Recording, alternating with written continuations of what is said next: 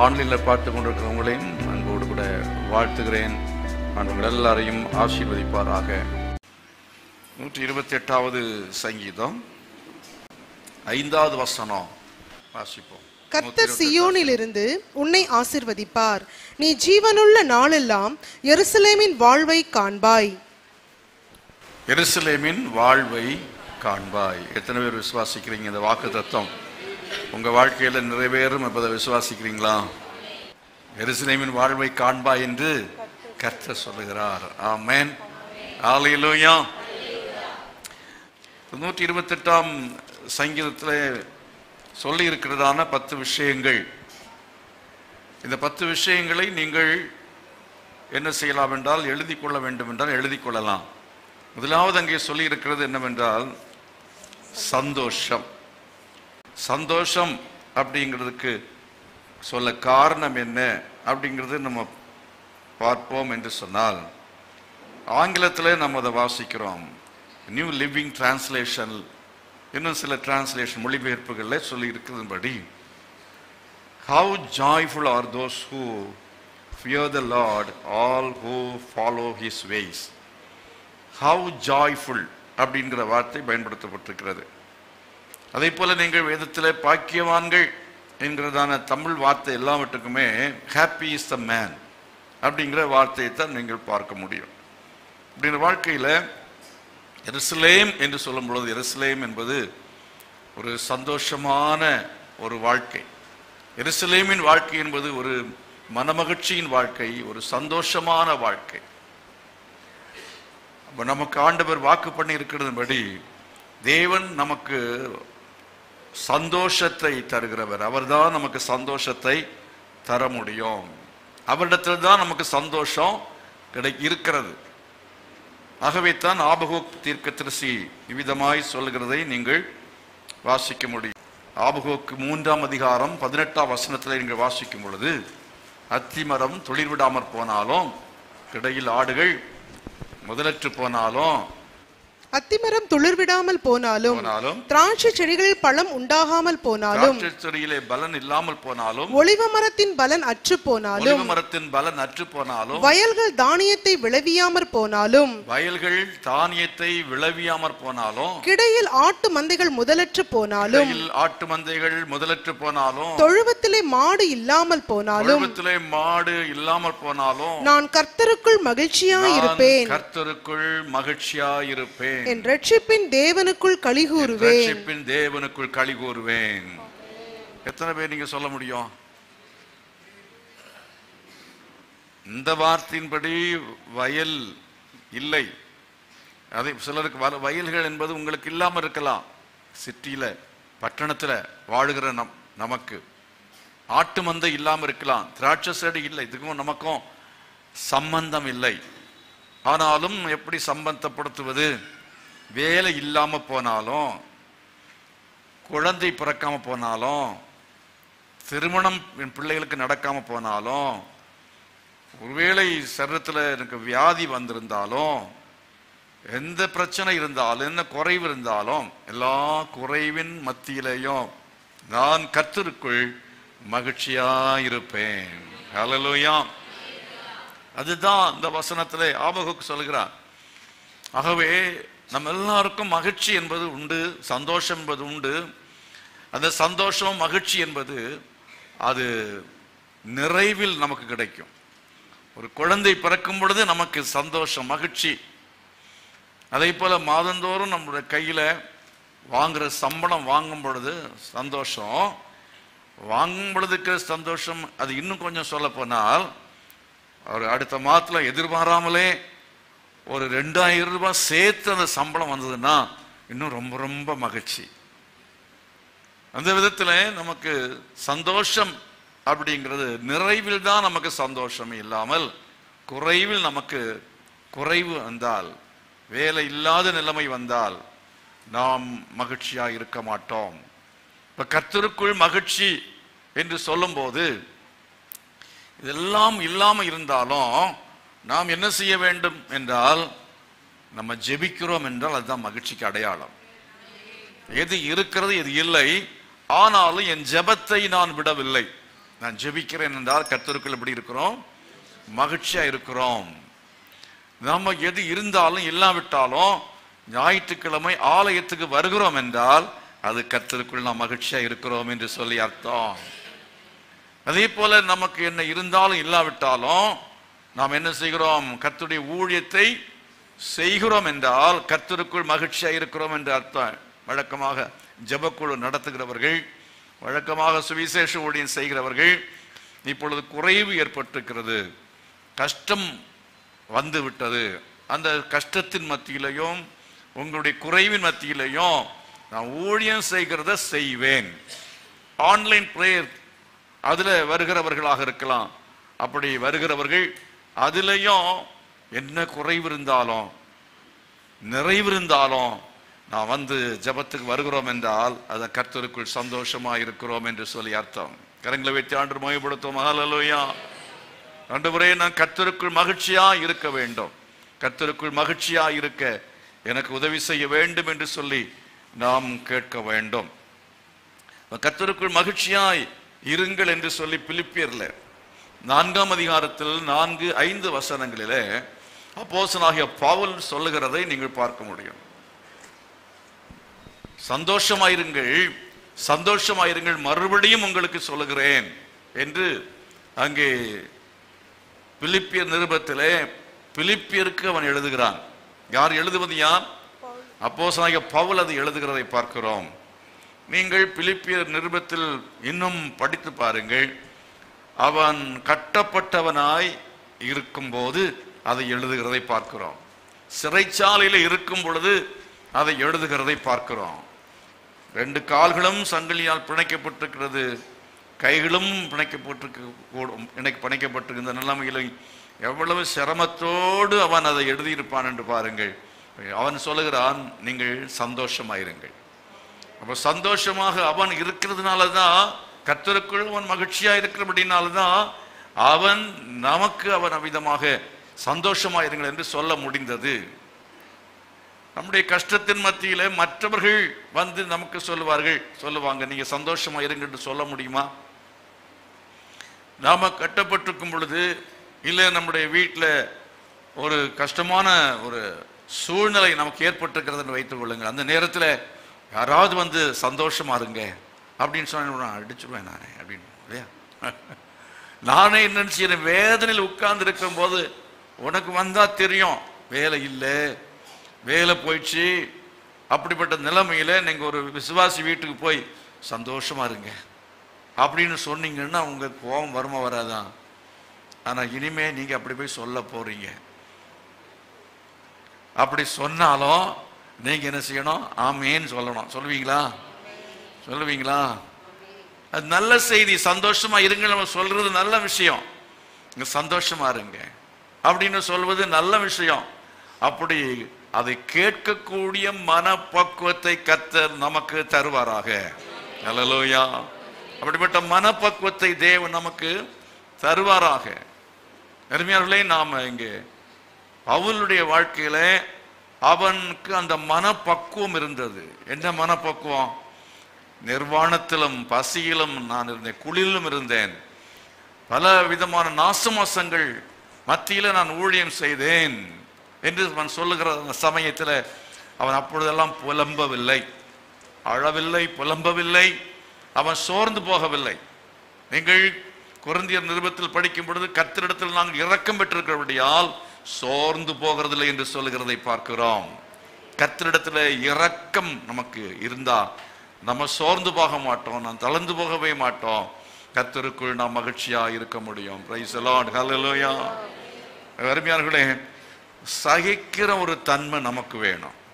நாம் மகிழ்ச்சியா இருக்கணும், சந்தோஷமா இருக்கணும், கர்த்தருக்குள் மகிழ்ச்சியா இருக்க வேண்டும் என்றால் இந்த உலகத்தில் நமக்கு உபத்திரவம் உண்டு, உலகத்திலே நமக்கு பிரச்சனைகள் உண்டு, நமக்கு பலவிதமாய் கஷ்டங்களை கொடுக்கிற ஆட்கள் நம்மை சுற்றி இருப்பார்கள். பலவிதமான நன்மையான காரியங்கள் வரும், தீமையான காரியங்கள் வரும். நம்ம நினைக்கிறது போல காரியங்கள் எல்லாம் எப்போதும் சீராக சரியாக நடக்காது. அந்த விதத்தில் நாம் என்ன செய்ய வேண்டும்? அப்படிப்பட்ட சந்தர்ப்பங்கள்ல அவைகளை சகிக்கத்தக்கதாக கர்த்தர் நமக்கு உதவி செய்வாராக. நம்ம சகிக்கணும். ஆண்டவரே, இந்த நேரத்தில் எனக்கு உம்முடைய பலனை தாரும் என்று சொல்லி நாம் கேட்க வேண்டியது அவசியமாக இருக்கிறது. எருசலேமின் வாழ்க்கை என்று சொல்லும்போது, எருசலேமின் வாழ்க்கை என்று சொல்லுகிற வேளையில அப்போஸ்தலர் நடவடிக்கையின் புஸ்தகத்தில் 1ஆம் அதிகாரத்தில் நீங்கள் வாசிக்கும் பொழுது, நீங்கள் எருசலேமை விட்டு போகாமல் எருசலேமிலே காத்திருங்கள் என்று சொல்லி ஆண்டவராய் இயேசு கிறிஸ்து அங்கே சீஷர்களுக்கு சொல்லுகிறதை பார்க்கிறோம். ஏனென்று சொன்னால், எதிர்வரையிலையும் பரிசுத்த ஆவியின் பலனை நீங்கள் பெற்றுக்கொள்ளுகிறது வரையிலேயும் நீங்கள் என்ன செய்ய வேண்டாம், நீங்கள் எருசலேமை விட்டு போக வேண்டாம் என்று சொல்லுகிறதை பார்க்கிறோம். அப்படி என்றால் நாம் எருசலேமை விட்டு போக வேண்டாம் என்று சொல்ல காரணம் என்ன? எருசலேமை விட்டு போகும் பொழுது அவர்களுக்கு உபத்திரவங்கள் வரும். அதாவது ஊழியத்துக்கு போக வேண்டாம் என்று சொல்லுகிறார், சுவிசேஷம் அறிவிக்க போக வேண்டாம் என்று சொல்லுகிறார். நீங்கள் ஊழியம் செய்ய போனால், சுவிசேஷம் அறிவிக்க போனால் உங்களுக்கு பாடுகள் வரும், உங்களுக்கு கஷ்டம் வரும், ஒரு கொலை மிரட்டல் வரலாம், நீங்கள் இரத்த சாட்சியை மறிக்க வேண்டியதான சூழ்நிலைகள் உங்களுக்கு வரலாம். அப்படியெல்லாம் வருகிற சமயத்தில் நீங்கள் என்ன அதை எதிர்த்து நிற்க முடியாது. நீங்கள் அதை சகிக்க வேண்டும் என்றால் சகிக்கத்தக்கதான பலன், நிந்திக்கும் பொழுது, பரியாசம் பண்ணும் பொழுது, உங்களை அவமானமாய் பேசும் பொழுது, உங்களை அடிக்கும் பொழுது, சிறைச்சாலையில் போடும் பொழுது நீங்கள் அதை தாங்கிக் கொள்ள வேண்டும் என்றால், அந்த நேரத்திலையும் நீங்கள் சாட்சியா இருக்க வேண்டும் என்றால் சந்தோஷமா இருக்க வேணும். கரங்களை வைத்து கர்த்தரை மகிமைப்படுத்துவோம். ஞாயிற்றுக்கிழமையில நிறைய சபைகளில் சாட்சி சொல்லுகிற நேரம் உண்டு.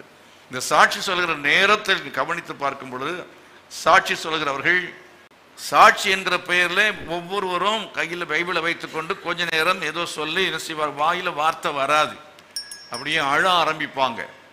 அது சாட்சி அல்ல. இந்த கடந்த வாரத்தில் அநேக பிரச்சனைகள் இருந்தது, பல போராட்டங்கள் இருந்தது.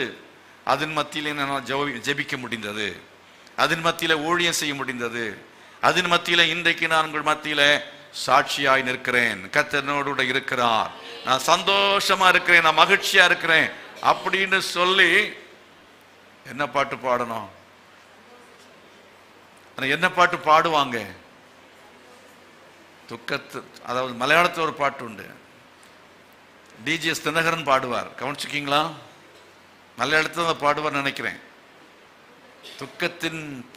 துக்கத்திൻ്റെ പാനപാത്രം കർത്താവിൻ്റെ കയ്യിൽ തന്നാൽ സന്തോഷത്തോടെ അത് വാങ്ങി ഹല്ലേലൂയ പാടിടും ഞാൻ. அதுவும் நல்ல பாட்டு தான் இல்லையா? துக்கத்துடைய பாத்திரம், அதாவது கஷ்டத்தின் மத்தியில், அதாவது கஷ்டத்தின் பானபாத்திரம், பாடுகளினுடைய பானபாத்திரம், துன்பம் என்னுடைய வாழ்க்கையில் வந்தாலும் நான் என்ன செய்வேன், அதை சந்தோஷமா வாங்கி அல்லேலூயா பாடுவேன். அல்லேலூயா. நம்ம ஞாயிற்றுக்கிழமை வருகிற சமயத்தில் யாரெல்லாம் வந்து அல்லேலூயா அப்படின்னு சொல்றாங்களோ அவர்கள் வந்து என்னன்னா சந்தோஷமா இருக்கிறாங்கன்னு அர்த்தம், கர்த்தருக்குள் சந்தோஷமா இருக்கிறாங்கன்னு அர்த்தம். அவர்களுக்கு பெரும்பாலும் என்னன்னா நல்ல காரியங்கள் நடந்திருக்குன்ற அர்த்தம். சில ஆட்கள் அப்படியே முகத்தை போட்டுட்டு கையை உயர்த்தி எல்லாரும் ஆராதிக்கிற வேளையில் உங்கள் கைகளை உயர்த்தாமல், இவர்கள் ஆண்டவரை துதிக்காமல் சோகமா இருக்காண்டால் அவங்க வாழ்க்கையில ஏதோ பிரச்சனை, பலவிதமான துன்பங்களுக்குள்ளே அவர்கள் அகப்பட்டு கொண்டு இருக்கிறார்கள், குறைவின் மத்தியில் வாழ்ந்து கொண்டிருக்கிறார் என்றுதான் அர்த்தம். அருமையானவர்களே, எப்படி நம்ம குறைவின் மத்தியில் இருந்தாலும் தேவனுடைய ஆலயத்துக்கு வரும் பொழுது, தேவ சபையில வரும் பொழுது சத்தமா அல்லேலூயா என்று ஆர்ப்பரிக்கத்தக்கதான் அந்த இருதயத்தை கர்த்தர் நமக்கு தருவாராக. ஆமென். ஹல்லேலூயா. ஆகவே கர்த்தருக்கு எப்பொழுதும் சந்தோஷமா இருங்கள், சந்தோஷமா இருங்கள். மறுபடியும் உங்களுக்கு என்ன செய்கிறேன் சொல்லுகிறேன், ஆண்டவரே நான் சகிக்கணும், அப்பா சகிக்கணும். வீட்டில் அதாவது அப்போஸ்தலனாகிய பவுல் பட்ட பாட விட எந்த ஒரு மனைவியும் வீட்டில் கணவனால பாடுபட மாட்டீங்கன்னு நினைக்கிறேன் இல்லையா? சுவிசேஷத்தின் நிமித்தம் இல்லாட்டாலும் கூட சில சமயத்தில் மாமியாரால் வர்ற பாடுகளா இருக்கலாம், கணவனால வருகிற பாடுகளா இருக்கலாம், இல்லை மனைவினால புருஷன்மார் படுகிற பாடு கூட இருக்கும், மனைவினால புருஷன்மார் படுகிற பாடுகள் இருக்கலாம், இல்லை பிள்ளைகளால் நமக்கு வருகிற உபத்திரவங்கள், பல விதமான கஷ்டங்கள், அவைகளின் மத்தியிலேயும் நம்ம வாழ்க்கையில நம்ம சந்தோஷமா இருக்கத்தக்கதாய் கர்த்தர் கிருபை செய்வாராக. அல்லேலூயா. அப்படிப்பட்டதான அந்த வாழ்க்கை பேர் எருசலேமின் வாழ்க்கை. எருசலேமின் வாழ்க்கை நான் யோசித்து பார்க்கிறேன். இஸ்ரவேல் ஜனங்களை போல உலகத்திலேயே துன்புறுத்தப்பட்ட ஜனம் ஜாதி ஒன்றுமே கிடையாது. ஆனாலும் அவர்கள் என்ன செய்கிறார்கள்? அவங்க உன் வில் என்ன செய்யாது, முறியாது என்னார் யோசிப்பார், நின்றது அப்படிங்கிறாரு. அந்த விதத்தில் இஸ்ரவேல் இந்த யூதர்களை வந்து ஒழிக்க முடியவில்லை. எவ்வளவு கஷ்டத்துக்குள்ளே அவர்கள் சரித்திரத்தில் நீங்கள் புரட்டி வாசித்து பாருங்கள், வேத புத்தகத்தில் கூட இருக்கிறது, சரித்திரத்திலையும் பாருங்கள். அவர்களை போல துன்பப்படுத்தப்பட்டதான மக்கள், துன்புறுத்தப்பட்ட மக்கள் உலகத்தில் வேற எந்த ஜனமும் கிடையாது. ஆனால் அவர்களை போல ஸ்ட்ராங்கானவங்க, அவங்கள போல மன உறுதியானவங்க வேற உலகத்தில் யாருமே இல்லை. இப்போ நம்ம பலவிதமான துன்பங்களுக்குள்ளே கஷ்டங்களுக்குள்ளே கடந்து செல்வோம் என்றால், இளம் பிராயத்தில் நுகத்தை சுமக்கிறது மனுஷனுக்கு நல்லது. சுமக்க இளம் பிராயத்திலே சுமந்துட்டா நுகம் எப்படி இருக்கும்? கழுத்தில் தானே வைப்பாங்க. சுமக்க கழுத்தில் காய்ப்பு ஏறிடும். அதுக்கு பிறகு எவ்வளோ பெரிய பாரம் வச்சாலும் தெரியவே தெரியாது. என்ன கல்யாணம் பண்ணி விட்டதான வீட்டில் எவ்வளோ பிரச்சனை வந்தாலும் ஒருத்தர் தாங்கி கொள்ளுகிறான், சமாளிக்கிறான். எப்படி இவ்வளோ பிரச்சனையெல்லாம் நான் கொடுத்தாலும் நீ இப்படி சமாளிக்கிறியே அப்படி கேட்டால், நான் எங்கள் வீட்டில் எனக்கு அம்மா கிடையாது, ரெண்டு இந்த செகண்ட், அதாவது சித்தி தான் எனக்கு சின்ன வயசுலையே என்னை கொடுமைப்படுத்தி நான் பழகி போனதுனால என் கழுத்து ரொம்ப காய்ப்பேறி போச்சு. இதெல்லாம் ஒன்றுமே இல்லை, என் சித்தினாலும் இதோட பெரிய கொடுமை அடைஞ்சிருக்கேன் சொல்ல முடியும், கணவன்கிட்ட சொல்ல முடியும். நீ என்னதான் அடித்தாலும் என் சித்தியை அடிக்காத அடியா, அவள் என்ன நெருப்பில் போடாத குறையா இவ்வளவு காரியங்களை செஞ்சிருக்கிறா. அதெல்லாம் பார்க்கும் பொழுது நீ எல்லாம் எனக்கு லேசு, உன்னை போல என்ன இவ்வளோ ரெண்டு பேர் எடுகட்டி வந்தாலும் நான் சகிப்பேன், தாங்குவேன் அப்படின்னு சொல்லக்கூடிய ஒரு பெண்ணாக இருக்கணும். அல்லேலூயா. அது மாதிரி நம்ம அதிகாரிகளால் வர்றதான பிரச்சனைகள் கஷ்டங்கள் ஏராளம் இருக்கும். ஒரு அலுவலகத்தில் போகிற சமயத்தில் சிலர் கொடுக்குற கஷ்டம்.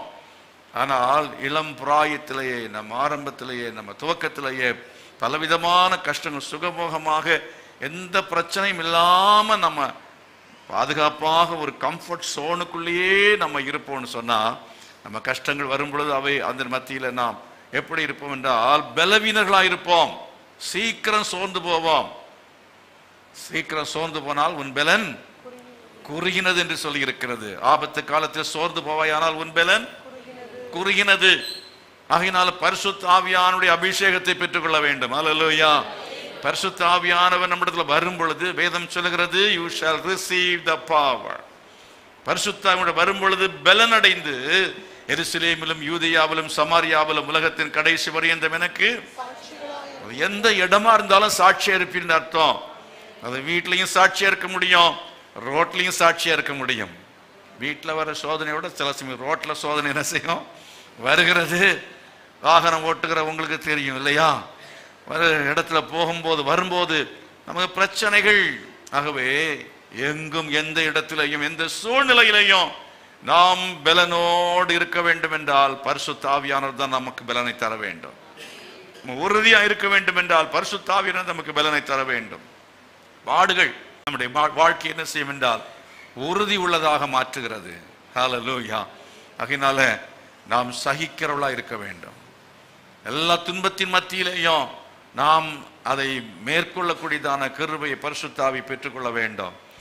சந்தோஷத்தை நாம் பெற்றுக்கொள்வதற்கு பரிசுத்த ஆவியானவர் உதவி செய்கிறார். ரோமர் நிருபத்தில் நீங்கள் வாசிக்கிற சமயத்தில் 14வது அதிகாரம் தானா, 14ஆம் அதிகாரத்தில் பரிசுத்த ஆவியானவரை குறித்து சொல்லப்பட்டு 14ஆம் அதிகாரத்தில் 17வது வசனம், தேவனுடைய ராஜ்யம் புசிப்பும் குடிப்பும் அல்ல, அது நீதியும் சமாதானமும் பரிசுத்த ஆவியினால் உண்டாகும் சந்தோஷமாயிருக்கிறது. ஹல்லேலூயா. அப்போ சந்தோஷத்திற்கு வழி பரிசுத்த ஆவியினுடைய நிறைவு, பரிசுத்த ஆவியினுடைய அபிஷேகம் தான் நமக்கு சந்தோஷத்தை கொடுக்கும். பரிசுத்த ஆவியினுடைய நிறைவை நம்ம பெற வேண்டும். ஜெபிக்கும் பொழுது எல்லாம் பரிசுத்த ஆவியில் நிறைந்து நம்ம ஜெபிக்கும் பொழுது அந்த பரிசுத்த ஆவியானவர் நம்மை சந்தோஷமான வாழ்க்கையை தந்து நாம் மகிழ்ச்சியா இருக்கத்தக்கதாக உதவி செய்வார். கர்த்தரை மகிமைப்படுத்தால் அல்லேலூயா. பரிசுத்த ஆவியினுடைய அபிஷேகத்தை அப்போஸ்தலர் நடபடியின் புஸ்தகத்தில் 2ஆம் அதிகாரத்தில் வாசிக்கும் முன்பாக அங்கே மேல் வீட்டறையிலே அவர்கள் 10 நாட்கள் என்ன செய்தார்கள்? காத்திருந்து அதை பெற்றுக்கொண்டார்கள். இதுவரையில் பரிசுத்தாவின் அபிஷேகத்தை பெறாதவர்கள் என்ன செய்ய வேண்டும் என்றால் பரிசுத்தாவின் அபிஷேகத்தை பெற வேண்டும். ஆண்டவரே எனக்கு அந்த அபிஷேகத்தை தாரும் என்று சொல்லி கேளுங்க. வாஞ்சிக்கணும். வாஞ்சிப்பது என்று சொன்னால் அர்த்தம் என்ன? உங்களுக்கு ஒரு தேவை இருக்கிறது, அதை வாஞ்சிக்கிறீர்கள், விரும்புகிறீர்கள். விரும்பி அப்படியே விட்டுவிட மாட்டோம். நாம் என்ன செய்வோம்? தேடுவோம். தாகம் உள்ளவன் அவன் தண்ணீரை தேடுவான். இவனுக்கு தாகமாயிருக்கிறது, யாராக்கும் தண்ணி கொடுங்களே என்று சொல்லி பக்கத்து வீட்டில் கேட்பாங்க. யார்கிட்ட கேட்பாங்க? வெக்கத்தை விட்டே கேட்பாங்க. வெக்கத்தை விட்டே கேட்பாங்க. ஏர்போர்ட்ல இருக்கட்டும், இல்லை ரயில்வே ஸ்டேஷன்ல இருக்கட்டும், இல்லை ட்ரெயினில் வரும்போது இருக்கட்டும், ரொம்ப தாகமாக இருக்கிறது, கையில் தண்ணீர் இல்லை. பக்கத்தில் ஒருத்தர் பாட்டில் வச்சுருந்தாங்கன்னா கொஞ்சம் தண்ணி குடிப்பீங்களான்னு கேட்பீங்களா? கேட்க மாட்டீங்களா? அதே விதமாக தான் நாம் வாஞ்சியோடு இருப்போம் என்று சொன்னால் நாம் பரிசுத்த ஆவியின் அபிஷேகத்தை பெரும் வரையிலையும் நம்ம சும்மா இருக்கவே மாட்டோம். ஆண்டவரே நம்முடைய அபிஷேகம் எனக்கு வேண்டும் என்று சொல்லி நம்ம என்ன செய்வோம்? அதை நாடுவோம். உபவாசம் இருந்தாவது என்ன செய்வோம்? ஆண்டவர்கிட்ட கேட்போம், ஆண்டவரே இந்த அபிஷேகத்தார். எனக்கு உபவாசம் இருந்தால் ரொம்ப கஷ்டப்பட்டு கேட்கணும்னு அவசியம் இல்லை. விசுவாசிக்கணும். உள்ளத்திலும் ஜீவ தண்ணீர் நதிகள் என்ன செய்யும்? புறப்பட்டு ஓடும் என்று சொல்லி இருக்கிறது. ஆகவே நாம் விசுவாசத்தோடு நாம் ஆண்டவருடைய சமூகத்தில் விசுவாசத்தோடு நம்ம ஜெபிப்போம் என்றால் பரிசுத்தாவின் அபிஷேகம் நிச்சயமாய் நமக்கு உண்டு என்பது சந்தேகம் இல்லை. பரிசுத்தாவின் அபிஷேகத்தை பெற்றுக்கொள்வதற்கான தகுதி என்ன என்று சொல்லி பார்க்கும்போது அநேகர் நினைக்கிறது என்றால் எனக்கு பரிசுத்தாவி கிடைக்காது, ஏனென்று சொன்னால் நான் பரிசுத்தம் அடையவில்லை, என்னிடத்தில் சில குறைகள் இருக்கிறது, ஆகையினால் எனக்கு பரிசுத்தாவி கிடைக்காது. ஆகவே என்னை பரிசுத்தப்படுத்தும் ஆண்டவரே, பரிசுத்தப்படுத்தி எனக்கு பரிசுத்தாவியை தாரும் என்று சொல்லி கேட்பார். பரிசுத்தாவியானவரை பெற்றுக்கொள்வதற்கு நாம் பரிசுத்தம் அடைய வேண்டிய அவசியம் இல்லை. ஏன் தெரியுமா? பரிசுத்தாவியானவர் வருவதே நம்மை பரிசுத்தப்படுத்துவதற்கு தான். பரிசுத்தம் இல்லாமல் பரிசுத்தமாக வாழ முடியாத நம்மை பரிசுத்தவான்களாக ஆக்குவதற்கு, பரிசுத்தமுள்ள வாழ்க்கை வாழ்வதற்குத்தான் பரிசுத்த ஆவியானவரை இயேசு நமக்கு வாங்கி கொடுத்திருக்கிறார். ஆகையினாலே நாம் என்ன செய்ய வேண்டும் என்று சொன்னால் இந்த பரிசுத்த ஆவியானவர் வருவதற்காக நீங்கள் என்ன செய்ய வேண்டிய அவசியம் இல்லை. பரிசுத்தமடைய வேண்டும் என்று சொல்லி காத்திருக்க வேண்டும். நான் பரிசுத்தமடையவில்லை, எனக்கு கிடைக்காது என்று நீங்கள் அப்படி சொல்லி நீங்கள் காலதாமதம் செய்து கொண்டிருக்க, எனக்கு கிடைக்காது, எனக்கு கிடைக்காது அப்படி சொல்லி இருக்காமல் பரிசுத்த ஆவியானவரை பெற்றுக்கொள்ள நீங்கள் விசுவாசிக்க வேண்டும். நீங்கள் விசுவாசித்தால் உங்கள் இருதயத்தில் ஜீவ தண்ணீர் நதிகள் என்ன செய்யும்? புறப்பட்டு ஓடும் என்று சொல்லி இருக்கிறது. ஹல்லேலூயா. விசுவாசிக்கணும். ஆண்டு ஜெபம் பண்ணணும். ஜெபம் பண்ணுகிறது மாத்திரமல்ல, உன் வாயை விரிவாய் திற, நான் அது என்ன செய்வேன்? நிரப்புவேன் என்று சொல்கிறார். அப்படி என்றால் என்ன? விசுவாசிக்கிறவர்கள் நவமான பாஷைகள் என்ன செய்வார்கள்? பேசுவார்கள் என்று சொல்லுகிற சமயத்தில் நான் அதை எப்படி இவ்விதமாக நான் புரிந்து கொள்கிறேன். என்னவென்று சொன்னால் பரிசுத்தாவை பெற்றுக்கொள்ள வேண்டும் என்றால் நீ பைத்தியக்காரனாக மாற வேண்டும். பாஸ்டர், இது புது நூதன உபதேசமா இருக்கேன் அப்படின்னு சொல்றீங்களா?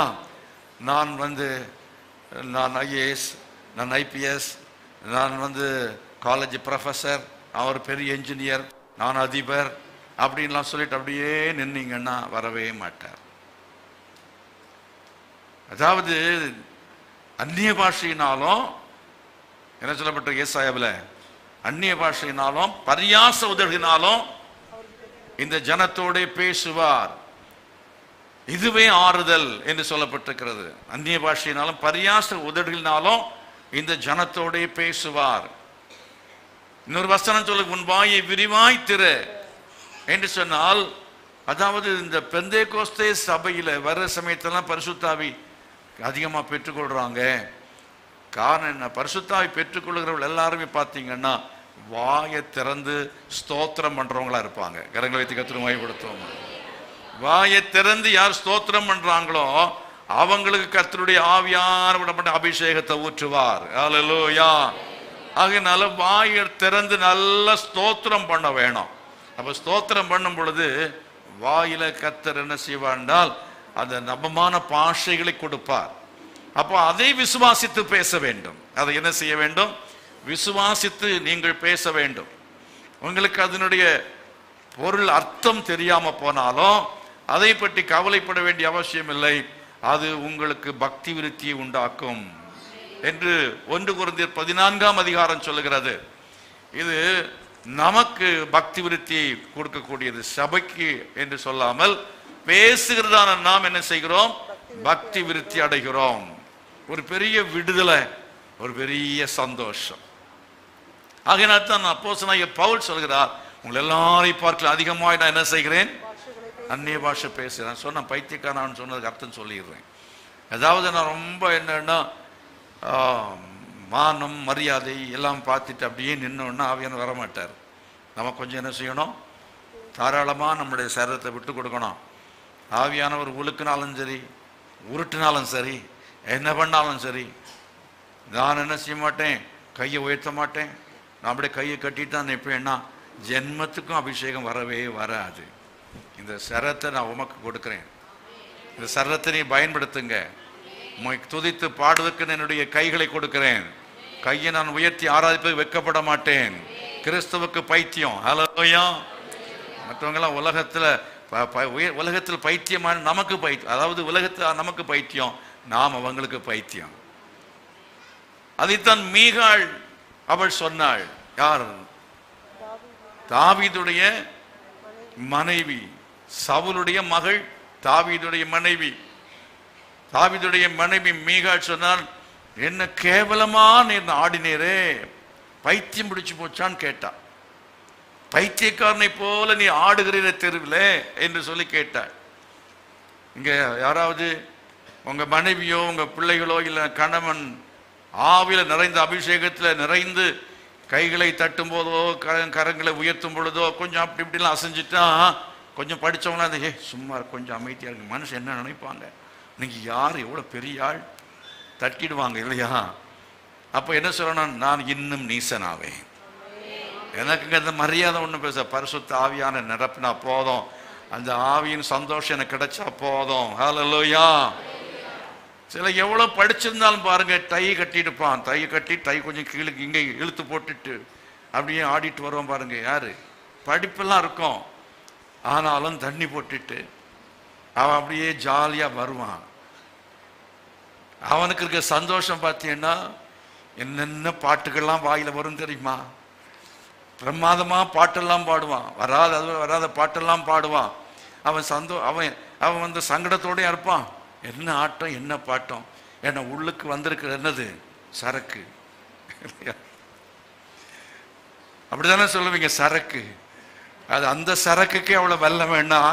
இது சரக்கு இல்லை, இது என்னது? தேவனுடைய வல்லமாய். கரங்களை வைத்து கர்த்தரை மகிமைப்படுத்தும். ஹல்லேலூயா.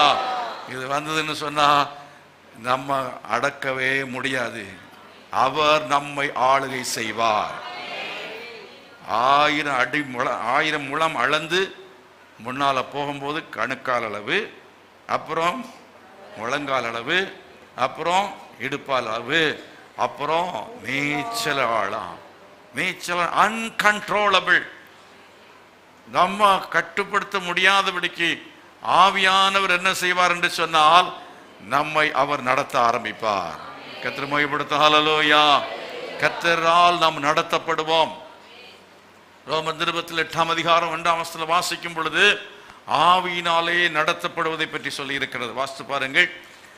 ரோமர் 8ஆம் அதிகாரத்தில் 1ஆம் வசனம் சொல்கிறது, ஆனபடியினால் கிறிஸ்து இயேசுவுக்குட்பட்டவர்களாயிருந்து மாம்சத்தின்படி நடவாமல் ஆவியின்படி நடக்கிறவர்களுக்கு என்ன இல்லை? ஆக்கினை தீர்ப்பில்லை. Walking according to the Holy Spirit, not by flesh. அதாவது மாம்சத்தின்படி நடத்தப்படாமல் ஆவியானவரால் நடத்தப்படுவது. நீச்சலாளம் ஆவியானவரால் நடத்தப்படுகிறதான ஊழியக்காரர்கள் மேடையில் ஏறினா ஆவியானவர் நடத்தப்பட்டு பிரசங்கம் பண்ணுவார்கள். ஆவியானவர் நடத்தவில்லை என்றால் எழுதி வைத்து வாசிப்பார்கள். நான் எழுதி வைத்திருக்கிறேன், ஆனாலும் எழுதினதே இருக்கும். அவங்க சொன்ன மாதிரி எழுதினது அது இருக்கும். ஆனா அதே வேளையில் ஆவியானவர் நடத்துவார். வருகிறதான ஆட்கள் யார் யார் எப்படி வந்திருக்கிறார் என்று அவருக்கு தான் தெரியும். அவர் என்ன செய்வார் என்றால், இதை நீ சொல்லு என்று சொல்லி வாயில வார்த்தைகளை போடுவார். அவர் எண்ணங்களை அவர் என்ன செய்வார் என்றால் அவர் நடத்துவார். அவர் நம்முடைய எண்ணங்களிலே நம்மை நடத்துவார். நாம அவர் கொடுக்கிற எண்ணங்கள், சில யோசனைகள். நான் பேசிட்டு இருக்கும் பொழுதே எனக்கு ஒரு யோசனை வந்தது. என்னன்னா, ஒருத்தருக்கு ஒரு உதவி செய்யணும் அப்படின்னு ஆவியான உள்ளத்துல போட்டார். இதை நீ செய்யணும் அப்படின்னு சொல்லி போட்டார். ஆகவே சில காரியங்களை ஆவியானவர் என்ன செய்வார் என்றால் அவர் நமக்கு அவர் உணர்த்துவார். ஆவியானவர் என்ன செய்வார் என்றால் ஒவ்வொரு காரியத்திலே ஆலோசனை கொடுப்பார். நான் உனக்கு போதித்து நீ நடக்க வேண்டிய வழி உனக்கு என்ன செய்வேன், காட்டுவேன். உண்மையில் கண்ணை வைத்து உனக்கு என்ன செய்வேன், ஆலோசனை சொல்லுவேன். ஆவியானவர் என்ன செய்வார் என்றால் நமக்குள்ள இருக்கும் பொழுது, அவர் நடத்தாத பாதையில போகும் பொழுது அவர் என்ன செய்வார், நமக்கு நடத்தவில்லை என்பது எப்படி தெரியும்? மாம்சத்தில் நடக்கிற சமயத்தில் நமக்கு ஆவியின் சிந்தை ஜீவனும் சமாதானமுமாம். 8ஆம் அதிகாரத்தில் நீங்கள் வாசிக்கும் பொழுது 6வது வசனம் சொல்கிறது, மாம்ச சிந்தை மரணம், ஆவியின் சிந்தையோ ஜீவனும் சமாதானமுமாம் என்று சொல்லி இருக்கிறது. அப்படின்னு சொன்னா ஆவியானவர் நடத்துகிற சமயத்திலே நடத்தி நீங்க ஒரு காரியத்தை செய்யும் பொழுது, ஒரு இடத்துக்கு நீங்க போகும் பொழுது, ஒரு காரியத்தை செய்யும் பொழுது உங்களுக்கு சமாதானம் குலைந்து போகாமல் இருக்கும். சமாதானமாக நீங்க முன்னேறி போய்கொண்டிருப்பீர்கள். அவங்க ஆவியானவர் நடத்தவில்லை, மாம்சத்தின்படி ஒரு காரியத்தை தீர்மானிக்கிறீர்கள் வைத்துக் கொள்ளுங்கள். உதாரணமாக ஒரு திருமண ஆலோசனை வருகிறது. இந்த திருமண ஆலோசனை கர்த்தருக்கு சித்தமில்லாதது. அப்படி கர்த்தருக்கு சித்தமில்லாத காரியத்தை எப்படி கண்டுகொள்வது என்றால், அந்த வீட்டுக்கு நீங்க போகும்போது இல்லை, திருமண ஆலோசனை அவர் கொண்டு வரும்பொழுது உங்களுக்கு மனதில் ஒரு கலக்கம் உண்டாகும், ஒரு கலக்கம் இருக்கும், சமாதானம் குலைய ஆரம்பிக்கும், ஒரு டிஸ்டர்ப்டு ஒரு ஸ்பிரிட், ஒரு கலக்கம், ஒரு குழப்பம் இருக்கும். உடனேயே என்ன செய்யணும்னா வெயிட்டிங் லிஸ்ட்ல போட்டுருணும். கரங்களை வைத்து கர்த்தரை மகிமைப்படுத்துவோமா? Don't proceed that. அங்கே என்ன செய்வாங்க, அவங்க சொல்லுவாங்க, இல்லை இல்லை நீங்க போய் முடிச்சிருங்க, இப்பவே என்ன செய்யுங்க, கையை நினைச்சிட்டு போங்கன்னுவாங்க. நீங்க கையை நினைக்க வேண்டாம், காலை நினைக்க வேண்டாம், நீங்க என்ன செய்யுங்க, வெயிட்டிங் லிஸ்ட். நான் ஆண்டவர்கிட்ட கேட்டு சொல்றேன், ஆவியானவர் நடத்துகிறபடி செய்கிறோன்னு சொன்னா நம்ம ஆண்டவர்கிட்ட கேட்கணும். கர்த்தரை மகிமைப்படுத்துவோமா? சத்தம் ஆண்டவரை மகிமைப்படுத்துங்க. நெகேமியா அவன் துக்கமுகமா இருக்கும் பொழுது உனக்கு என்னப்பா செய்யணும் என்று கேட்கிற சமயத்துல அவன் என்ன செய்தான், ஜெபம் பண்ணி அதற்கு பிறகு அவன் என்ன கத்த சொன்னாரோ அதைவன் சொன்னான். நம்ம என்ன செய்ய வேண்டால் உடனே என்ன செய்வோம், பதில் சொல்லுவான். ஜெபம் பண்ணின்னு சொன்னா அவன் என்ன சொல்லியிருப்பான், ராஜாவே எனக்கு ஒரு நாள் டைம் கொடுங்க, நாளை தினத்திலே நான் வந்து என்ன செய்கிறேன், நான் சொல்லுகிறேன் என்று சொல்லி அவன் போயிருப்பான். ஆக எந்த ஒரு காரியத்தையும் நாம் அவசரப்பட்டு தீர்மானம் பண்ணக்கூடாது. அது மாம்சத்தில் எடுக்கிற தீர்மானம், மாம்சத்தில் எடுக்கிற தீர்மானம். ஆபிரகாமிடத்துல மனைவி சொல்லுகிறாள், அவர் மாம்சத்தில் தீர்மானம் எடுத்தான். ஆவியானோட்ட கேட்டிருந்த ஆவியான சொல்லியிருப்பாரு, நோ மகனே இல்லை என்று சொல்லி. அவனுடைய மனசில் அப்போவே குழப்பம் வந்திருக்கும். ஆனாலும் அதை மீறி என்ன செய்தான், அவன் ஆகாரை அவன் மறுமனையாட்டியை ஏற்றுக்கொண்டான். சாராள் சொன்னதுக்கு அவன் கீழ்ப்படிந்தான். சாராளால் நடத்தப்பட்ட ஆபிரகாம், அவன் வாழ்க்கையில வெகு கஷ்டம் உண்டாயிட்டு அவனுக்கு. ஆகவே மனுஷரால் நடத்தப்படக்கூடாது. நம்ம சில சமயத்துல நமக்கு வேண்டிய சொந்தக்காரர்கள் நம்மை நடத்துவார்கள். தான் மாம்சத்தால் நடத்தப்படுவது. நம்முடைய மாம்சம் மட்டும் இல்லை, மாம்ச சொந்த பந்தத்தால் நடத்தப்படுவது. சொந்தக்காரங்க என்ன நினைப்பாங்க, நான் அப்படி பண்ணலைன்னா சொந்தக்காரங்க என்ன நினைப்பாங்க. அதாவது ஒரு சாவு இருக்கலாம், ஒரு நல்ல காரியம் இருக்கலாம், ஒரு கெட்ட காரியம் இருக்கலாம். அந்த காரியத்துல நீங்கள் உங்க சொந்த பந்தத்தை அவர்கள் சொல்லுகிறபடி அவங்களை திருப்திப்படுத்த வேண்டும் என்று நினைத்து சில மற்ற புறஜாதிகள் செய்கிற காரியங்கள், மற்ற மதத்தில் இருக்கிறதான காரியங்கள், வேத புத்தகத்தில் இல்லாத சில காரியங்களை, தேவனுடைய வசனத்துக்கு புறம்பான காரியங்களை ஏதாவது நீங்க செய்தீங்கன்னா உங்களுக்குள்ளே ஆவியானவர் என்ன செய்வார்? அவர் உங்களுக்குள்ளாலே இருந்தவர் விலகி போவார், அல்லது சமாதானம் கெடும். அப்படினால மாம்சத்தினுக்கு இடம் கொடுக்க கூடாது, சொந்த பந்தங்களுக்கு இடம் கொடுக்க கூடாது. நீங்க சொல்லணும், எனக்கு நீங்க நடத்துகிறது அப்பா அல்ல, அபிஷேகம் பெற்ற ஒரு மனுஷனை நடத்துவது அவங்க அப்பா அல்ல, அபிஷேகம் பெற்ற ஒரு மனுஷன் நடத்துவது எங்க அம்மா அல்ல, அபிஷேகம் பெற்ற ஒரு மகன் நடத்துவது அவனுடைய மனைவி அல்ல, கணவன் அல்ல, பரிசுத்த ஆவியானவர். கரங்களை வைத்து கர்த்தரை மகிமைப்படுத்துவோம். ஹல்லேலூயா. ஆவியானவர் என்ன சொல்கிறாரோ அதைத்தான் செய்வேன், ஆவியானவர் நடத்தவில்லை என்று சொல்ல வேண்டும். அப்போஸ்தலர் 1ஆம் அதிகாரத்தில் 10 நாட்கள் காத்திருந்தார்கள் அபிஷேகத்தை பெறுவதற்காக. அபிஷேகத்தை பெற்றவர்கள் என்ன செய்ய வேண்டும் என்றால், ஒரு தீர்மானம் எடுப்பதற்காக 10 நாட்கள் காத்திருந்தா தப்பு கிடையாது. நாம என்ன செய்ய, அபிஷேகத்தை பெற்று காத்திருக்க வேண்டும். சில சமயத்தில் காத்திருக்க வேண்டிய அவசியம் வராது. ஆண்டவரே என்று கேட்ட உடனே அவர் நம்மோடு கூட பேசுவார். ஆவியானவர் எப்படி பேசுவார் தெரியுமா? அவன் மனசுல பேசுவார், உள்ளத்துல பேசுவார், உள்ளத்துல சத்தம் கேட்கும். அது மாத்திரமல்ல, நீங்க சபையில வரும் பொழுது ஆவியானவர் இங்கே எங்கள் மூலமாய் அவர் பேசுவார். சில சமயத்தில் தீர்க்கதரிசிகள் மூலமாய் பேசுவார். தீர்க்கதரிசிகள் மூலமாய் பேசுவார் என்று சொல்லி நீங்கள் தீர்க்கதரிசிகள் எங்கிருக்கிறார் போய் ஒவ்வொரு இடத்துலையும் கேட்கக்கூடாது. தற்செயலாய் காரியங்கள் நடக்கும். கர்த்தரை மகிமைப்படுத்தும். ஆலயத்துக்கு வரும்பொழுது தீர்க்கதரிசன வார்த்தைகள் வரும். நீங்கள் எந்த இடத்துல ஆராதிக்கிறீர்களோ ஆராதிக்கிற இடத்துல இருந்துதான் பரிசுத்த ஆவி உங்களுக்கு தெளிவாய் பேசுவார். அதுதான் உங்களுக்கு என்னன்னா சேஃப்டியான ஒரு இடம், பாதுகாப்பான இடம்.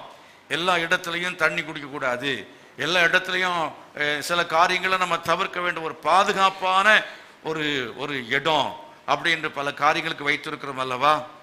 உதாரணமாக, அதாவது ஏர்போர்ட்ல இருக்கிற சமயத்தில் அந்த ஏர்போர்ட் வைஃபை உபயோகப்படுத்தி டிரான்சாக்ஷன் பண்ணாதீர்கள் சொல்லுவாங்க. கவனிச்சிருக்கீங்களா? ஏர்போர்ட்ல இல்லைன்னா பொது இடங்களில், அது ரயில்வே ஸ்டேஷன்ல உள்ளதான வைஃபையா இருக்கலாம், அப்படிப்பட்ட பொது இடங்களில் உள்ள வைஃபையை உபயோகப்படுத்தி மணி டிரான்சாக்ஷன் பண்ணக்கூடாது என்று சொல்லி அவர்கள் எச்சரிப்பு கொடுப்பார்கள். எச்சரிப்புன்னா அங்கே ஸ்டேஷனில் ஏர்போர்ட்ல கொடுக்க மாட்டாங்க. அந்த டிரான்சாக்ஷன் பண்ணக்கூடாது என்று பேங்க் மூலமாக அங்கே அவர்கள் ஒரு அட்வைஸ் கொடுக்கறது உண்டு. அங்கே எங்கே நீங்கள் பார்த்துக்க முடியும். ஏனென்றால் அது பாதுகாப்பில்லை. அதன் மூலமாக உங்களுடைய அந்த அக்கௌண்ட்டுக்குள்ளால வேறு யாராவது என்ன செய்ய முடியும்? நுழைந்து விட முடியும். அது பாதுகாப்பு இல்லை. இந்த கேட்வே அது பாதுகாப்பு இல்லை. ஆகையினால அப்படிப்பட்ட இடங்களை தவிர்க்க வேண்டும் என்று சொல்லப்படுகிறது. அதே போலத்தான் நீங்கள் தேவனுடைய சபை தான் உங்களுக்கு வீடு.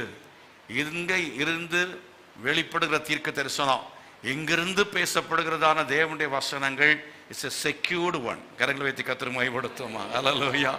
இது பாதுகாப்பானது. இது அல்லாமல் நீங்கள் பப்ளிக் அப்படின்னு சொல்ற சமயத்தில் இதே செய்யவில்லையே, தீர்க்க தரிசனம் சொல்லுகிறார் என்று சொல்லி தீர்க்கதரிசி அப்படின்னு ஒருவர் பெயர் போட்டு அழைப்புதல் கொடுத்து நோட்டீஸ் கொடுத்து கூப்பிடுற இடத்துக்கெல்லாம் போனீங்கன்னா பப்ளிக் வைஃபை, அது பப்ளிக் வைஃபை. அந்த வைஃபை நீங்க நம்பி போனீங்கன்னா அது சில சமயத்தில் ஆவியானவராலும் பேசப்படும், சில சமயத்தில் அசுத்த ஆவியும் பேசும், சில சமயத்தில் மாம்சத்திலையும் அவங்க பேசுவாங்க. அதை கேட்டு நாம் என்ன செய்ய வேண்டும்? நம்ம இழந்து போக வேண்டிய, வாழ்க்கை இழக்க வேண்டிய ஸ்கேம் அப்படின்னு சொல்லும் போது பணத்தை இழந்து போகிறது போல, வாழ்க்கை இழந்து போகிறது போல நீங்க வாழ்க்கையில அநேக நஷ்டங்களை கஷ்டங்களை அனுபவிக்க வேண்டியது வரும். குறிப்பாக சொல்ல போனால் நீங்கள் சமாதானத்தை இழப்பீர்கள். சமாதானம் தான் நம்ம பெரிய சொத்து இல்லையா? அது நம்ம இழந்து போகாமல் இருக்க வேண்டும் என்று சொன்னால் செக்யூர்டு பிளேஸ்ல நீங்க இருக்கணும். இந்த சபை அப்படின்னா இந்த சபை தான் செக்யூர்டு அப்படின்னு சொல்லல. நல்ல ஒரு ஆவிக்குரிய சபை, உபதேசம் உள்ள ஒரு சபை, எங்கு போனாலும் சரி அந்த சபைக்குள்ளே இருந்தாதான் ஆவியானவர் அந்த சபையின் மூலமா பேசுவார். சபைக்கே போகாத ஒருவன் வைத்த, சபைக்கு போகாம வீட்டில இருந்து ஜெபம் பண்றேன்னு சொன்னா அது பரிசுத்த ஆவியானவரால் நடத்தப்படுகிற காரியம் அல்ல. ஞாயிற்றுக்கிழமை நீ உபவாசம் பண்ணி ஜெபம் பண்ண தவறில்லை. ஆனா ஆலயத்துக்கு வராம நீ வீட்டில இருந்து உபவாசம் பண்ணி ஜெபம் பண்ணா இறங்குறது என்ன ஆவி? லூசிபர் ஆவி தான் இறங்கும். பரிசுத்த ஆவி வந்து இறங்காது. சபையை நீ சபைக்கு கட்டுப்பட்டு நடக்காமல், சபையிலே நீ ஆராதனை செய்யாமல், சபையிலே ஐக்கியம் இல்லாமல் இருந்தால் அவர் உங்களுக்கு தலையா இருக்க மாட்டார். சபைக்கு தலைவர் இயேசு. இப்ப சபை எனக்கு வேண்டாம், நான் வீட்டில் இருக்கிறேன், நான் சபை இல்லாமலே நடத்தப்படுவேன் என்றால் மாம்சம் நடத்தும் என்று நான் சொல்ல மாட்டேன். பிசாசு நடத்துவான், அசுத்த ஆவி நடத்தும். அதாவது ஒளியின் தூதனுடைய வேஷம் தரித்த ஆவிகள் நடத்த ஆரம்பிக்கும். ஆகிய எல்லா ஆவிகளையும் நம்ப கூடாது. ஒளியின் தூதனுடைய வேஷம் தரித்த ஆவியை பெற்றவர்கள் அந்நிய பாஷை பேசுவாங்க, ரொம்ப அருமையா பேசுவாங்க. ஒளியின் தூதனுடைய ஆவியை பெற்றதான ஊழியர்கள் நல்ல தீர்க்க தரிசனம் சொல்லுவார்கள், ரொம்ப பவர்ஃபுல்லா இருப்பாங்க. சில சமயத்தில் அற்புதங்களும் செய்வார்கள். அதை குறித்தான் நீங்கள் மத்திய சுவிசேஷத்தில் வாசிக்கும் பொழுது அங்க என்ன வாசிக்கிறீர்கள்? அக்கிரமம் செய்கிறார், என்னை விட்டு என்ன செய்யுங்கள்? அகன்று போங்கள், உம்முடைய நாமத்தினாலே பிசாசுகளை துரத்தினோம் அல்லவா, நாங்கள் அற்புதங்களை செய்தோம் அல்லவா என்று சொல்லுவீர்கள். நான் சொல்லுவேன், அக்கிரமம் செய்யக்காரை அகன்று போங்கள், என் சித்தத்தின்படி செய்யாமல், என் சித்தத்தின்படி செய்யாதவனை பார்த்து ஆண்டவர் சொல்வார், அக்கிரமக்காரனை அகன்று போய் என்று சொல்வார். ஆகையினால் பிரியமானவர்களே, பரிசுத்த ஆவியானவரால் நீங்கள் நடத்தப்பட வேண்டும் என்றால் ஸ்டே அட் ஹோம். ஹோம்னா என்னது? தேவனுடைய வீட்டில், கர்த்தருடைய வீட்டில் வாசம் பண்ணுகிறவர்களாக இருக்கிறவர்கள் பாக்கியவான்கள். தேவனுடைய வீட்டில் என்ன செய்யணும்? தவறாம ஆராதனை செய்யணும். பிள்ளைகளுக்கு சொல்லுங்க, பிசாசு நடத்தும் போது அவன் நடத்தி நடத்தி நடத்தி அவன் நோக்கம் என்ன? அவன் நடத்தி நடத்தி கடைசியில ஒரு எல்லையை தாண்டி போகும்போது நீங்க திரும்ப வரவே முடியாது. அவனுடைய கண்ணிலே மாட்டிக்கொள்வீர்கள், பிரச்சனைகளை மாட்டிக்கொள்வீர்கள், கடைசியாக நரகத்துக்கு போக வேண்டி இருக்கும். அருமையானவர்களே, ஆவியானவங்களை நடத்தணும்னா சபைக்கு வந்தாலும் மட்டும் போதாது, நீங்க என்ன செய்யணும்? ஆவியானவங்களை விட்டு கொடுக்க வேண்டும். கரங்களை வைத்து கர்த்தர் மகிமைப்படுத்துவான். உபவாசம் பண்ணி ஜெபிக்கலாம், வீட்டில் உபவாசம் பண்ணி ஜெபிக்கணும், தினந்தோறும் பைபிளை படிக்கணும், ஜெபம் பண்ணணும். ஆன்லைன் ப்ரேயர்னு வச்சிருக்கோம். வீட்டில் சில பெண்கள் இருப்பாங்க பாருங்க, டிப்ரெஷன், அழுத்தம், தனிமை. ஆக என்ன செய்யணும்னு சொன்னா, விசுவாசிகள் நீங்கள் தனிமையா இருக்கக்கூடாது. தனிமையா இருக்கக்கூடாது அர்த்தம் என்ன? நீங்கள் 2-3 பேர் எங்கே கூடி இருக்கிறார்கள் அவர் நடுவில் இருக்கிறேன் என்று வசனம் சொல்லியிருக்கிறபடி 2-3 பேர் நீங்கள் சேர்ந்து ஆன்லைன்லையோ இல்லை என்று சொன்னால் நீங்கள் என்ன செய்ய வேண்டும்? ஜெபக்குழுவாகவோ கூடி இருக்க வேண்டும். 2-3 பேர் சேர்ந்து என்ன செய்யலாம்? ஊழியத்துக்கு போகலாம். 2-3 பேர் சேர்ந்து ஜெபிக்கலாம். ஆன்லைன் பிரேயர் வச்சிருக்கிறோம். இந்த ஆன்லைன் பிரேயர்ல தொடர்பில் இருக்கிறவர்கள் அவர்கள் நிச்சயமாய் தனிமையை ஃபீல் பண்ணவே மாட்டாங்க. கரங்களை வைத்து கர்த்தர் மகிமைப்படுத்துவார். கோவிட் சமயத்தில் இந்த ஆன்லைன் பிரேயர் நம்ம ஆரம்பித்தோம்.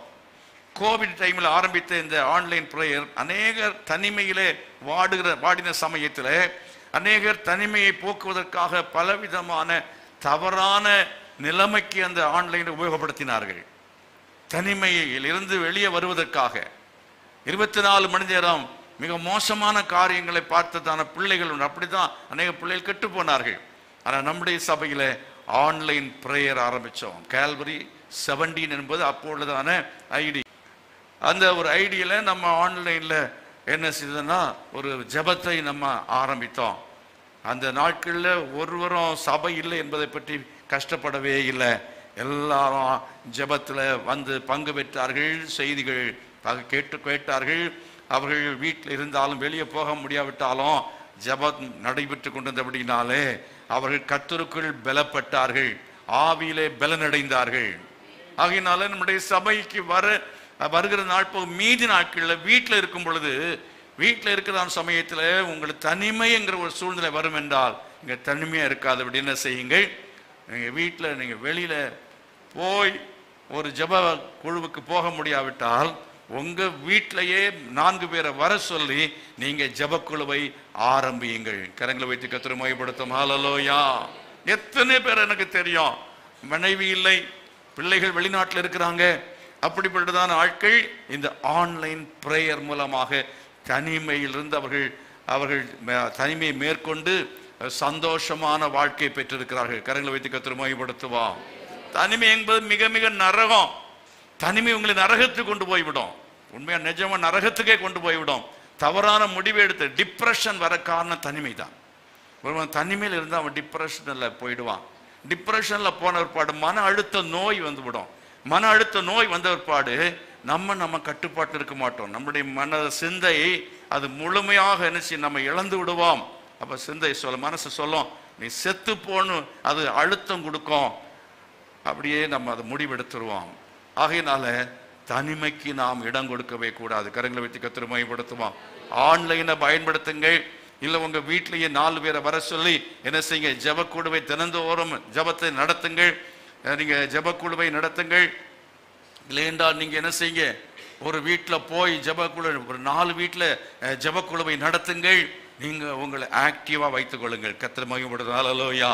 சோம்பேறியாய் சும்மாவே படுத்து கிடந்தால் தனிமைக்கு நீங்கள் இடம் கொடுக்க வேண்டியது வரும். என்ன சொல்ல வரேன், சபைக்கு வந்தா சபையில் இருக்கிற சமயத்தில் ஆவியானவர் நடத்துவார். சபையில் இல்லைன்னாலும் சபையில் வந்தாலும் கூட உங்கள் வாழ்க்கையில் நீங்கள் பிசாசுக்கு இடம் கொடுக்காமல் இருக்க வேண்டும். வேதம் பிசாசுக்கு என்ன செய்யாதிருங்கள், இடம் கொடாதிருங்கள் என்று சொல்லியிருக்கிறபடி நீங்கள் என்ன செய்ய வேண்டும், நீங்கள் ஆண்டவரோடு கனெக்டடாக இருக்கணும். தனிமை என்பதை நீங்கள் மேற்கொள்ள வேண்டும். கர்த்தரை மகிமைப்படுத்துவோம். சரியாக சொல்ல போனால் ஃபெலோஷிப், நீங்கள் பரிசுத்தவான்களுடைய ஐக்கியத்தில் இருக்கணும். தேவ பிள்ளைகளோடு கூட ஐக்கியத்தில் இருக்க வேணும்.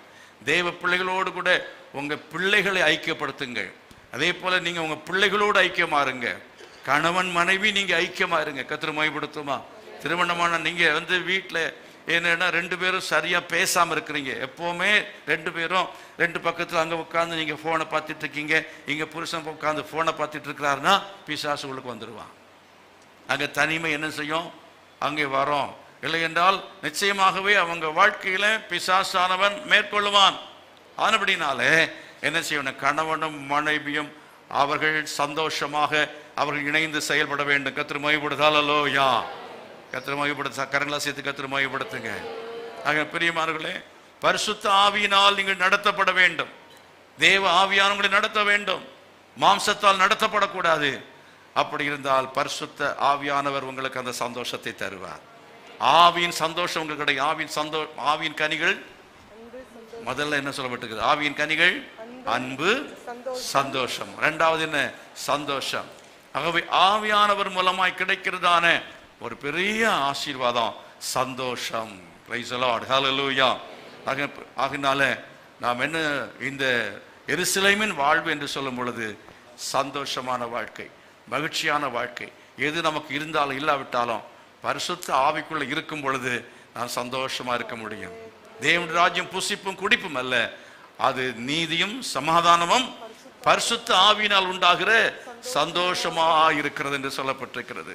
ஆகையால் பரிசுத்த ஆவியின் அபிஷேகத்தை பெற்றுக்கொள்வதற்காக வாயை திறந்து துதிக்கணும், ஸ்தோத்திரம் பண்ண வேண்டும் என்றெல்லாம் சொன்னேன். அது மட்டும் இல்ல, முதலாவது மனம் திரும்பணும். ரிப்பெண்டன்ஸ், மனம் திரும்பணும். இயேசுவை நீங்கள் சொந்த ரட்சகராக ஏற்றுக்கொள்ளணும். பாவங்களை அறிக்கை செய்யணும். இயேசுவின் பாவங்களை மன்னியும் என்று சொல்லி பாவங்களை அறிக்கை செய்து மனம் திரும்பி உள்ளத்தில் இயேசுவை ஏற்றுக்கொண்டால் வேதம் சொல்கிறது, அப்போஸ்தலனாகிய பேதுருவிடத்தில் கேட்கிறார்கள், நாங்கள் என்ன செய்ய வேண்டும்? நீங்கள் மனம் திரும்பி பாவ மன்னிப்பு ஞானஸ்நானம் பெற்றுக்கொள்ளுங்கள், அப்பொழுது பரிசுத்த ஆவியின் வரத்தை பெறுவீர்கள். இன்னொருத்தர் என்ன செய்தான, பணத்தினாலே அந்த வரத்தை பெறும்படி விரும்பினான், அவன் சபிக்கப்பட்டான் என்று சொல்லி நம்ம அப்போஸ்தலர் நடவடிக்கை புஸ்தகத்தில் பார்க்கிறோம். பணத்தினாலே நம்ம பெற முடியாது. நாம் பரிசுத்த ஆவியை பெற்றுக்கொள்ள வேண்டும் என்று சொன்னால் மனம் திரும்பி நம்ம இலவசமாய் பெற்றுக்கொள்ள முடியும். ஹல்லேலூயா. பரிசுத்த ஆவி நமக்கு இலவசமாய் கிடைக்கிறார். அதுக்காக நம்ம என்ன செய்ய வேண்டிய அவசியம் இல்லை. அதுக்காக நம்ம ரொம்ப உபவாசம் பண்ணணும்னு அவசியம் இல்லை. தியாகம் பண்ண வேண்டிய எந்த தியாகத்தையும் பண்ண வேண்டிய அவசியம் இல்லை. இலவசமாய் தாகமாய் இருக்கிறவன் இலவசமாய் வந்து ஜீவ தண்ணீரை பெற்றுக்கொள்ள கடவுள் என்று சொன்னார். தாகத்தோடு கூட யார் இருக்கிறாங்களோ அவங்களுக்கு பரிசுத்த ஆவியானவரை ஆண்டவர் இலவசமாய் கொடுப்பார். அந்த பரிசுத்த ஆவியின் மூலமாய் சந்தோஷம் கிடைக்கிறது. அந்த சந்தோஷத்தை நாம் எல்லாரும் அனுபவிக்க வேண்டும். எத்தனை பேருக்கு இந்த பரிசுத்த ஆவி வேணும்? எத்தனை பரிசுத்த நடத்தப்படணும்னு விரும்புறீங்க? இந்த அனுபவத்துக்காக எல்லாரும் கையில் வச்சு ஜெபமணிக்கையில் எல்லாரும் எளிமையாக போவான். ஆண்டவரே, என்னுடைய வாழ்க்கை எருசலேமின் வாழ்வாக இருக்க வேண்டும். எருசலேமில் அவர்கள் 10 நாட்கள் தங்கியிருந்த பொழுது, மேல் வீட்டறையிலே தங்கியிருந்த பொழுது பரிசுத்த ஆவியானவர் இந்த மேல் வீட்டில் இறங்கினார். அதுதான் அது எருசலேமின் வாழ்வு. ஹல்லேலூயா. எருசலேம் புதிய ஏற்பாட்டு காலத்தில் எருசலேமின் வாழ்வை அந்த அப்போஸ்தலர்கள் பெற்றுக்கொண்டார்கள். 120 பேர் பெற்றுக்கொண்டார்கள். மேல் வீட்டறையில் எருசலேமிலே மேல் வீட்டறையிலே இந்த பெற்றுக்கொண்டதான அந்த எருசலேமின் வாழ்வை, பரிசுத்த ஆவியின் அனுபவத்தை நாம் எல்லாரும் பெற்றுக்கொள்ள கர்த்தர் நமக்கு எல்லாருக்கும் இந்த காலை வேளையிலே உதவி செய்வாராக. உன் வாயை விரிவாய் திற, அப்பொழுது நான் நிரப்புவேன் என்று சொன்னவர் உங்களை பரிசுத்த ஆவியினால் நிரப்பப் போகிறார். கைகளை வைத்து ஆண்டு நோக்கி ஜெபம் பண்ணுங்க. ஆண்டவரே, உம்முடைய ஆவியின் அபிஷேகத்தை எனக்கு நீ தருவீராக. உம்முடைய அபிஷேகம் எனக்கு வேணும் அப்பா. உம்முடைய அபிஷேகத்தால நான் நிரம்பணும். உம்முடைய அபிஷேகத்தால நான் நடத்தப்படணும். மாம்சத்தால் அல்ல, நான் ஆண்டவரே ஆவியினால் நடத்தப்படும்படியாக எனக்கு உதவி செய்யும் என்று சொல்லி கைகளை வைத்து எல்லாரும் ஜெபம் பண்ணி கேளுங்க. ஓ ஹல்லேலூயா. மாம்சத்தின்படி நடக்கிறவர்களுக்கு ஆக்கினை தீர்ப்பு, ஆவியின்படி நடக்கிறவர்களுக்கு ஆக்கினை தீர்ப்பு இல்லை என்று சொல்லப்பட்டிருக்கிறது. ஓ ஹல்லேலூயா. ஆவியானவரே, என்னை நிரப்போ நிரப்போ நிரப்போ நிரப்போ நிரப்போ நிரப்போ. Thank you Jesus. Hallelujah, hallelujah, hallelujah. உம்முடைய ஆவியினால் நிரப்புங்க நிரப்புங்க நிரப்புங்க. எல்லா கேளு, ஆண்டவர் உங்களை நிரப்பார். வாயை விரிவாய் திற, வாயை திறந்து எல்லாம் ஸ்தோத்திரம் பண்ணுங்க. உன் வாயை விரிவாய் திற. உன் சரீரத்தை ஆண்டவருக்கு கொடு, உன் நாவை கர்த்தருக்கு கொடு, உன் சிந்தையை கர்த்தருக்கு கொடு, உன் வாழ்க்கை கர்த்தருக்கு கொடு, உன் குடும்பத்தை கர்த்தருக்கு கொடு. பரிசுத்த ஆவியானவர் ஆட்கொள்ளுவார். ஹல்லேலூயா, ஹல்லேலூயா. பரிசுத்த ஆவி உங்களிடம் வரும்பொழுது நீங்கள் பலனடைவீர்கள். பலவீனம் நீங்கும். ஆத்துமாவிலே பலன், சரீரத்திலே பலன், ஓ மனதிலே பலன். ஓ ரபரப சந்தரதி பலபரபா. Hallelujah, hallelujah, hallelujah, hallelujah, hallelujah, hallelujah. Glory, glory, glory. Receive, receive, receive, receive. Receive the power, receive, receive. பேசுங்கள். ஆவியான கொடுக்கிற பாஷையை பேசலாம். ஆவியான பேசுகிற நவமான பாஷைகளை விசுவாசிக்கிறவர்கள் பேசுவார்கள். விசுவாசிக்கிற நவமான பாஷைகளை பேசுவார்கள். கண்களை மூடி கரங்களை உயர்த்தி கரங்களை கொட்டி தேவ சமூகத்தை எல்லாரும் எல்லாரும் அந்த சந்தோஷத்தை பெற்றுக்கொள்ளுங்கள். சந்தோஷத்தை நிறைவாக. ஒருவேளை நீங்கள் கைகளை கொட்டலாம், நீங்கள் ஒரு அந்நிய பாஷையில பாடலாம், நீங்கள் தேவனுடைய சமூகத்தில் ஆவியில நிறைந்து அவரை மகிமைப்படுத்தலாம். ஓ ஹல்லேலூயா. Glory, glory, glory, glory, glory. Hallelujah, hallelujah. கர்த்தர் நம்முடைய மத்தியில் இன்றைக்கு அசைவான கிருபைக்காக நம்ம எல்லாரும் கரங்களை கொட்டி ஆண்டவர் நன்றி செலுத்துவோம். ஹல்லேலூயா. ஓ கர்த்தருடைய அபிஷேகத்துக்காய், கர்த்தருடைய வார்த்தைகளுக்காய் எல்லாரும் கர்த்தரை மகிமைப்படுத்தும். ஹல்லேலூயா. தகப்பனே, நம்முடைய சமூகத்திலே கூடி வரும்படி கிருபை கொடுத்தீர். இந்த மாதம் முழுவதும் கர்த்தர்களை பாதுகாத்து வழி நடத்த வேண்டும். எங்களுக்கு வேண்டிய எல்லா நன்மைகளையும் ஆசீர்வாதம் தர ஜெபிக்கிறோம். குடும்ப வாழ்க்கை ஆசீர்வதிக்கப்படட்டும். நம்முடைய வாழ்க்கை ஆசீர்வதிக்கப்படட்டும். தேவனுடைய கிருபையும் சமாதானமும் உடைய பிள்ளைகளோடு கூட இருக்க வேண்டும் என்று ஜெபிக்கிறேன். ஆசீர்வதித்து உடைய பிள்ளைகளை அனுப்போம்.